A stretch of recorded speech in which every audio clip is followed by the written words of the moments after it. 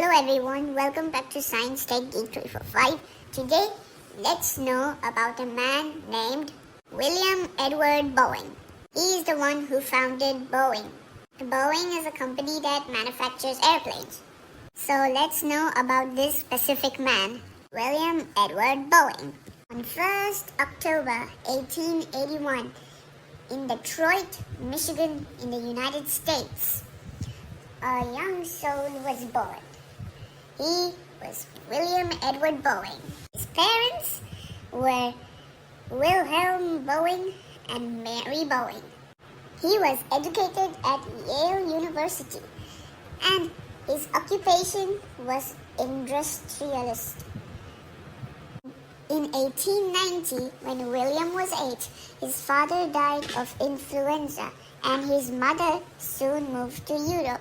Mary enrolled William Jr. and his sister at schools in Switzerland.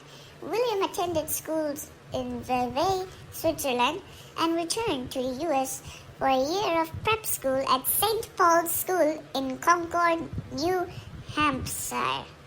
William Boeing's mother remarried in 1898 and moved to Virginia. He enrolled at Yale University in New Haven, Connecticut. In 1898, studying in the engineering department of the Sheffield Scientific School, he dropped out in 1903 to go into the lumber business. 1903, at the age of 22, Boeing moved to Hoquiam, Washington in the Pacific Northwest.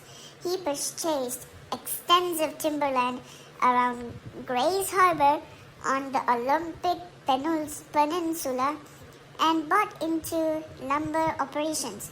He prospered in the business due to a nationwide construction boom. He was successful in the venture, in part by shipping lumber to the East Coast via the then new Panama Canal, generating funds that he would later apply to a very different business. While being the president of Greenwood Timber Company, Boeing, who had experimented with boat design, traveled to Seattle.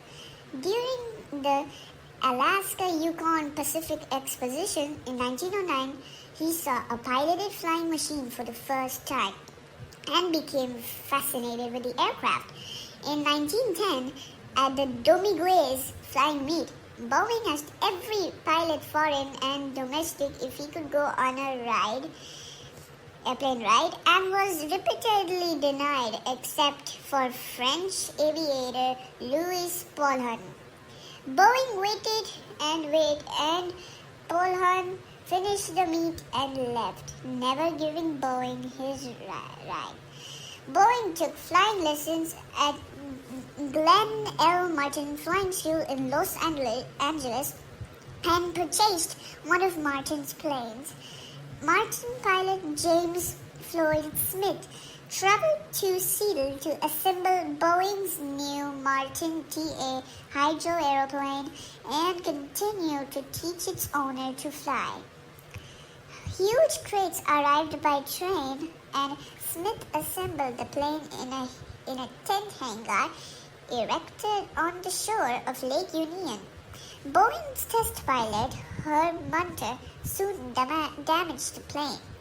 When he was told by Martin that replacement parts wouldn't be available for months, Boeing told his friend, Commander George Conrad Westervelt of the U.S. Navy, "We could build a better plane ourselves and build it faster." Westervelt agreed. They soon built and flew the B&W seaplane, an amphibian biplane that had outstanding performance. Boeing decided to go into the aircraft business using an old boat works on the Duwamish River near Seattle for his factory. Then the founding of the Boeing aircraft. In 1916, Boeing went into business with George Conrad Westervelt as B&W and founded Pacific Aero Products Co. It was headquartered in the former Health Shipyard, and the company's first plane was the Boeing Model 1, the B&W seaplane. When America entered the First World War on April 8, 1917, Boeing changed the name to Boeing Airplane Company and obtained orders from the US Navy for 50 planes. At the end of the war, Boeing concentrated on commercial aircraft to service airmail contracts. This is when the company really took off. The international airmail attempts. On March 3, 1919, William Boeing partnered with A.B. Hubbard to make the first delivery of international airmail to the United States. They flew a Boeing C-700 seaplane for the demonstration trip from Vancouver, British Columbia to Seattle's Lake Union, carrying a bag of 60 letters from the Canadian Post Office for delivery in the U.S. Now we come across the Boeing family. In 1921, Boeing married to Bertha Mary Potter Pascal, who lived from 1891 to 1977. She had previously been married to Nathaniel Pascal, a real estate broker with whom she had two sons, Nathaniel Nat Pascal Jr. and Cranston Pascal. The couple had a son of their own, William Edward Boeing Jr., from 1922 to 2015. The stepsons went into aviation manufacturing as a career. Nat Pascal was a sales manager for the competitor Douglas Aircraft, which later became McDonnell Douglas. Bill Jr. became a private pilot and industrial real estate developer. Bertha Boeing was the daughter of Howard Cranston Potter and Alice Kershaw Potter. Through her father, she was a descendant of the founders of Alex. Brown and Sons. The merchant bankers at Alexander Brown, James Brown, and Brown's son-in-law and partner Howard Potter, and through her mother, the granddaughter of Charles James Kershaw and Mary Leavenworth Kershaw, a descendant of the Henry Leavenworth. In 1929, Boeing joined with Frederick Rentschler of Pratt and Whitney to form United Aircraft and Transport Corporation, which was established as a holding company. The new grouping was a vertically integrated company with interests in all aspects of aviation, intending to serve all aviation markets. In a short time, it bought a host of small airlines, merging them with Boeing's pioneering airline under a holding company, United Airlines. In 1934, the United States government accused William Boeing of monopolistic practices. The same year, the Airmail Act forced airplane companies to separate flight operations from development and manufacturing. William Boeing divested himself of ownership as a holding company, broke up into three separate entities.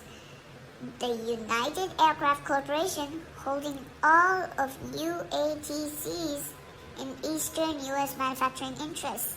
Later, the United Technologies Corporation. And then, second one was the Boeing Airplane Company, holding all of UATC's Western U.S. manufacturing interests, which later became simply the Boeing Company. And then, United Airlines for flight operations. He began investing most of his time in his horses in 1937. Boeing Airplane Company, though a major manufacturer in a fragmented industry, did not become successful until the beginning of World War II. Now, the later life of William Edward Boeing. Between 1935 and 1944, William Boeing and his wife Bertha set aside a large tract of land north of the Seattle city limits for subdivision, including the future communities of Richmond Beach, Richmond Heights, Innis Arden, Blue Ridge, and Shoreview.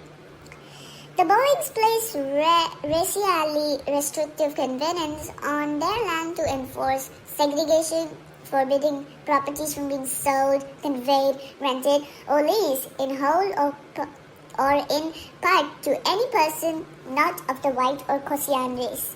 Non-whites could occupy a property on the land only if they were employed as domestic servant by a person of the white or Caucasian race. He spent the remainder of his life in property development and thoroughbred horse breeding. Concerned about the possibility of World War II battles in the Pacific Northwest, he purchased a 650-acre farm in the countryside east of Seattle, which he dubbed Aldara. The estate remained in the family until most of the land was developed into a golf course residential community in 2001. Several acres, however, remained in the family, including the Boeing's own and two smaller houses. His primary residence for most of his life, however, was a mansion in the Highlands community close to Seattle. The William Edward Boeing House was later listed on the National Register of Historic Places. Boeing Creek, running near his property, bears his name. On May 14, 1954, William Boeing and his wife Bertha went back to the Boeing Airplane Company to participate in the rollout ceremony for the Boeing 367 prototype. William Boeing died on September 28, 1956 at the age of 74.